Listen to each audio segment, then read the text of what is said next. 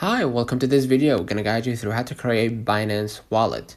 So above in your home screen, hit wallet at the top. Inside, you're gonna be able to see your wallet here. If you're new, right, they're gonna ask you to create Binance wallet, right, where you can hit create wallet, right, the yellow button instead of create keyless wallet, right? And they're gonna take you through the steps on how to create a wallet here on Binance, right?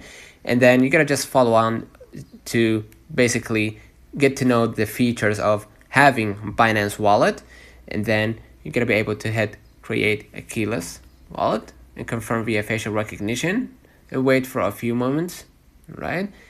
And then basically that's it. Now you're gonna be able to create a wallet. All you gotta do now is just wait for a few moments, right? Few seconds basically, and authenticate via your authenticator app if you added two-factor authentication, right? So I'm gonna copy this code, paste it here, right? Basically, wallet is created. Consider liking this video, subscribing, turn on the notification bell to receive every video we upload.